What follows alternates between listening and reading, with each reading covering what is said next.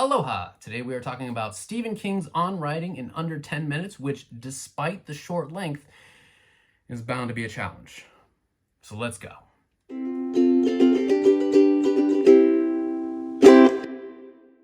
Guten Tag from Germany. It's nice to be home. It's nice to be amongst my books, especially Stephen King's On Writing, which we're going to be talking about today. And because I like you and value your time so much, we're going to keep it under 10 minutes. So let's go.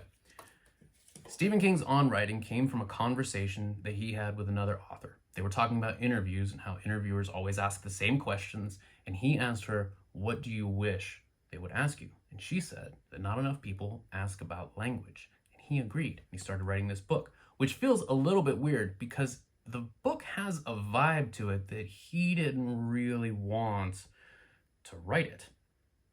Not because he thinks he's better than you, the aspiring writer, and not because he thinks that he has so much to offer the world or anything like that. It really feels like he doesn't think he's worthy of writing a book like this. And I think that this is just direct trauma from being told ever since he was a young kid when he first watched an Edgar Allan Poe movie and then came home and rewrote it, brought it to school and sold it, and then had to give refunds to all of the students because the teachers said, "No, we're not turning our school into a market." And one of his teachers said that it was trash. This is something that he's gotten his entire life. People in positions of authority have always told him that his books are not good. They're not worth it. You can see it today. It's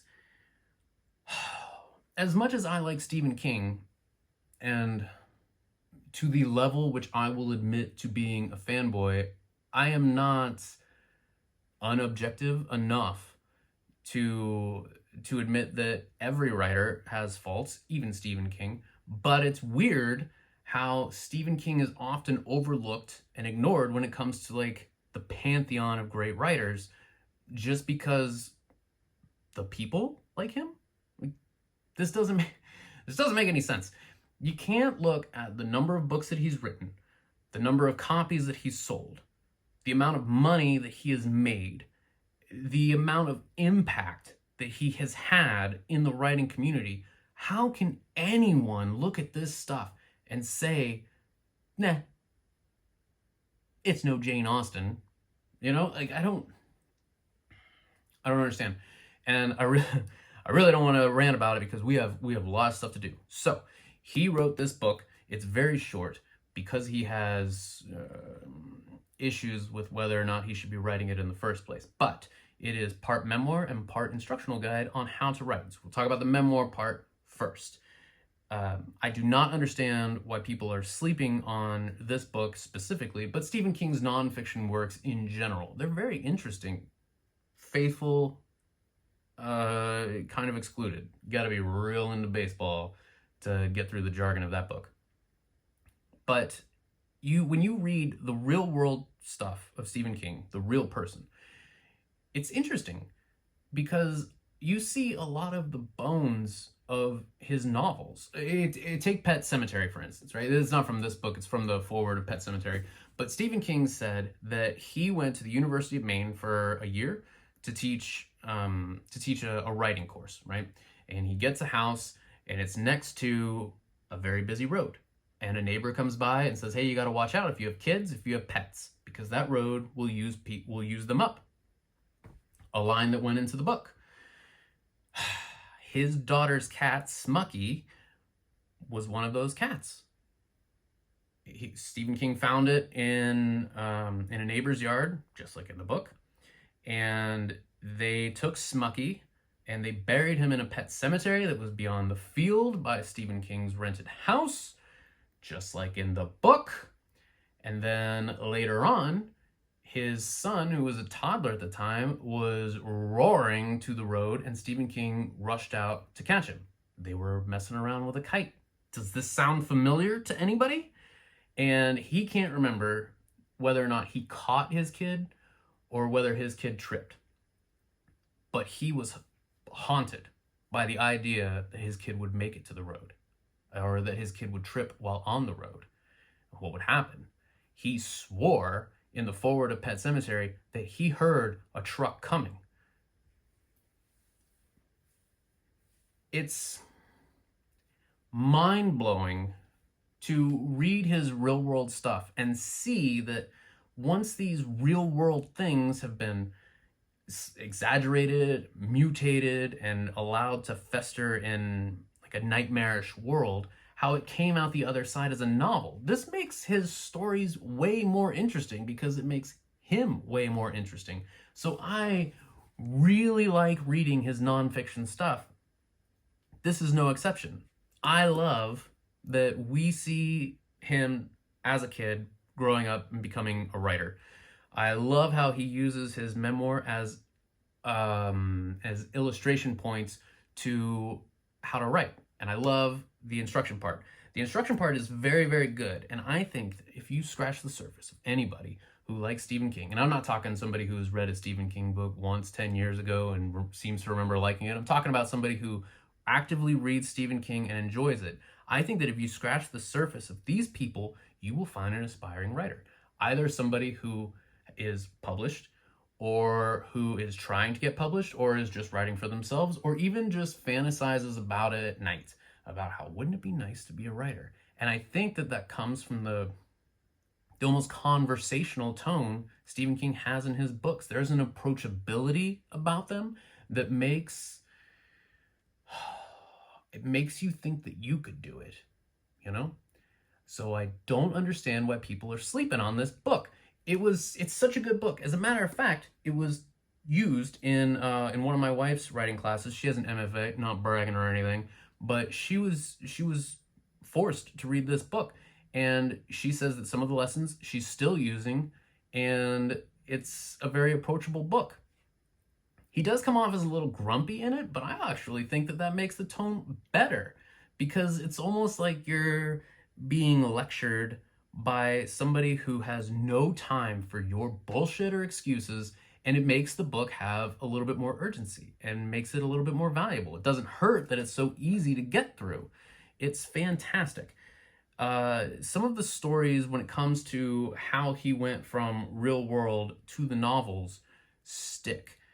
When my wife read this years ago, she told me about one of the stories in it where the character of Carrie White is an amalgamation of two girls that he went to school with. And one of them wore the same clothes all the time, like every day for years. And the classmates would rip on her all the time. And then one day, after a break, she shows up, she's got new clothes. Not only does she have new clothes, but she has this sense of optimism and a hope for the future.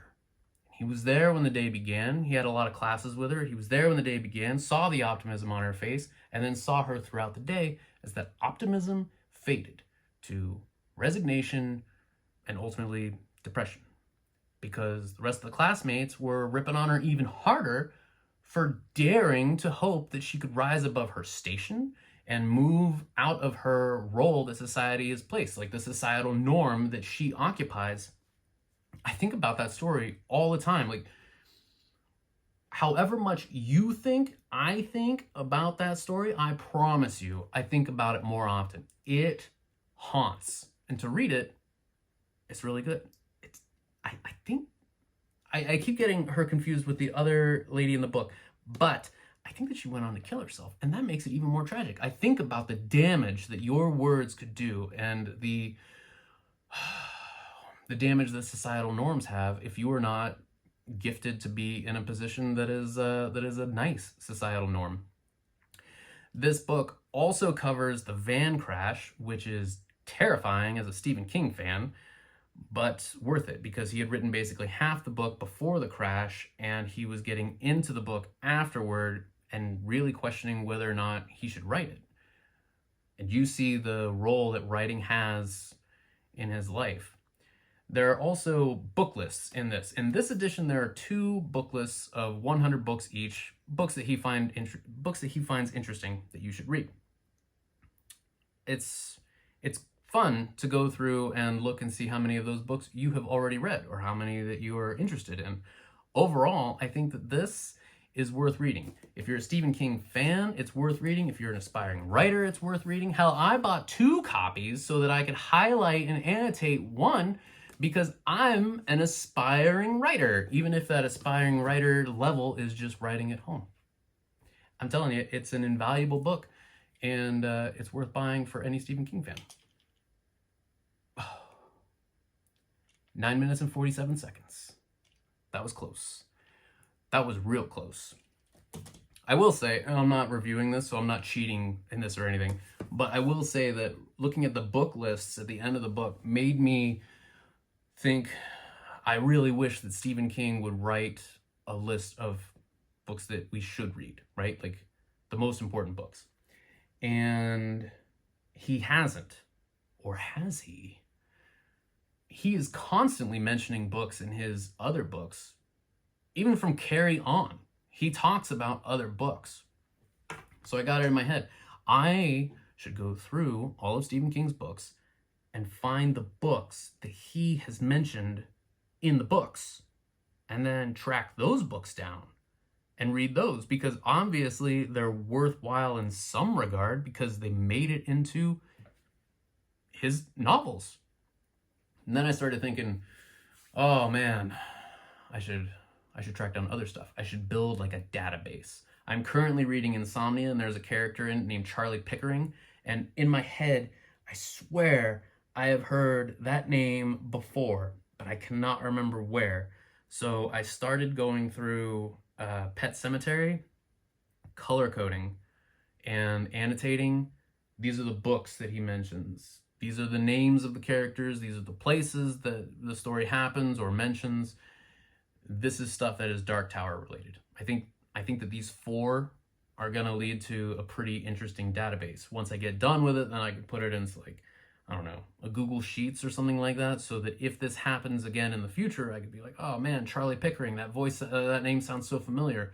Where is it from? And then I could just look it up in the database. I could Control F that and find out if Charlie Pickering's associated with any other titles. Sounds fun. Also sounds like a lot of work. So I'm probably going to do it after I get done with some other projects that I have going. But yeah, it seems like a good time. I don't mean to keep you here too long. Thank you for sticking through to the end. Insert random YouTube pitch here. Have a great day. Goodbye.